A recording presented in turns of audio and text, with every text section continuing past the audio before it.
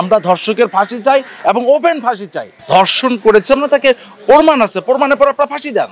180 দিন দেখতে গেলে বা 90 দিন দেখতে গেলে ওই আসিয়া আবার ধর্ষিত হবে কারো না কারো মাধ্যমে। ফরিদপুরে একটা মেয়ে ধর্ষিত হয়েছে, সঙ্গে সঙ্গে মানুষজন পিঠে মারছে, এরকম মারতে হবে, ওপেন মারতে হবে অ্যাডভোকেট ভাইদের। আমি আপনাদেরকে বলছি, আপনারা এই ধর্ষকের পক্ষ নিয়ে লড়বেন না। হাসু, একটু জানতে চাই, এই যে আজকে প্রতিবাদ সমাবেশ অনুষ্ঠানে আসলে এই যে দর্শক এবং তোমার কি দাবি আছে এটা নিয়ে? তোমার এখানে যে লেখা আছে যে দর্শকের ফাঁসি চাই, তুমি যদি একটু বলতে। তোমার এবং আছে আমার বোন, ধর্ষকের ফাঁসি চাই বিষয়টা আসলে দেখেন, এই বাংলাদেশে যতদিন ধরে ধর্ষিত হচ্ছে আমাদের দেশের আমাদের মেয়ে বা আপনার মেয়ে বা কারো বোন, ওইভাবে বিচার হচ্ছে না। বিচার না হওয়ার জন্যই ধর্ষণ হচ্ছে। আসিয়া ছোট্ট একটা মেয়ে, 8 বছর বয়স, ছোট্ট একটা মেয়ে।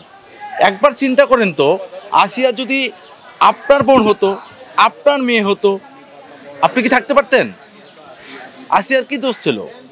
আর আসিয়া ধর্ষিত হওয়ার পরে সব প্রমাণ আছে যে কারা ধর্ষণ করেছে, সবকিছু প্রমাণ থাকার পরেও কেন 180 দিন লাগবে, কেন 90 দিন লাগবে? কেন এ দেশের আইন সরাসরি ফাঁসি দিতে পারছে না? কেন আইনের ফাঁকে কি তারা বের হয়ে যাবে? 180 দিন দেখতে গেলে বা 90 দিন দেখতে গেলে ওই আসিয়া আবার ধর্ষিত হবে কারো না কারো মাধ্যমে।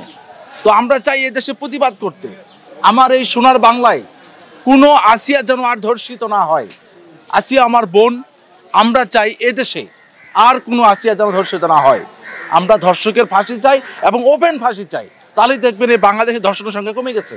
আর আপনি যখন ফাঁসি না দিবেন, বিচার না করবেন, এ দেশে ধর্ষণ হতেই থাকবে। আপনি লিখে রাখেন, আজকে আসিয়া ধর্ষণ হয়েছে, কালকে আপনার বোন হবে, পরশু আমার বোন হবে, তারপরে দেখবেন আপনার বউ হবে, আমার বউ হবে, হতেই থাকবে, করার কিছু নাই। কারণ আমি জানি আমি ধর্ষণ করব, আমাকে জেলে নিয়ে যাবে, কিছুদিন পর টাকাতে বের হয়ে আসবো, যেটা হয়ে আসছে। কেন হবে এটা? ধর্ষণ করেছে আমরা, তাকে প্রমাণ আছে, প্রমাণের পর আপনারা ফাঁসি দেন, দেখবেন এদেশে আর কোনো মেয়ে ধর্ষিত হবে না। এটাই আমার চাওয়া, এদেশে আর কোনো মেয়ে ধর্ষণ না হোক, ধর্ষিত না হোক। আজকে আসিয়ার দিকে একটা চিন্তা করেন, তার পরিবারের কি অবস্থা। আমার মনে হয় আইন যদি প্রয়োগ না হয়, ফরিদপুরে একটা মেয়ে ধর্ষিত হয়েছে, সঙ্গে সঙ্গে মানুষজন পিঠে মারছে, এরকম মারতে হবে, ওপেন মারতে হবে। তাহলে দেখবেন যে ধর্ষণের সংখ্যা কমে গেছে। কারণ আপনারা শুধু এইটুকু চিন্তা করেন। আর আমি একটা অনুরোধ করবো আমার অ্যাডভোকেট ভাইদের, আমি আপনাদেরকে বলছি, আপনারা এই ধর্ষকের পক্ষ নিয়ে লড়বেন না। কেন লড়বেন না জানেন?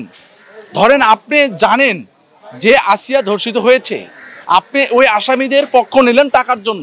আমি সবাইকে বলছি না, কিছু ভাইদেরকে বলছি, বাড়ি থেকে দেখলেন আপনার ছোট মেয়েটা ধর্ষণ হয়েছে, কেমন লাগবে? প্লিজ কোনো ধর্ষকের পক্ষ নেবেন না। আমার মনে হয় যদি কোনো অ্যাডভোকেট কোনো আসামির পক্ষ নিয়ে না নড়ে, দেখবেন অটোমেটিক আমাদের দেশে শান্তি থাকবে, ধর্ষকের সংখ্যা কমে যাবে, যে কোনো অন্যায় কমে যাবে, এটা আমার বিশ্বাস। আমরা চাই এদেশে বিচার হোক, সুষ্ঠু বিচার হোক।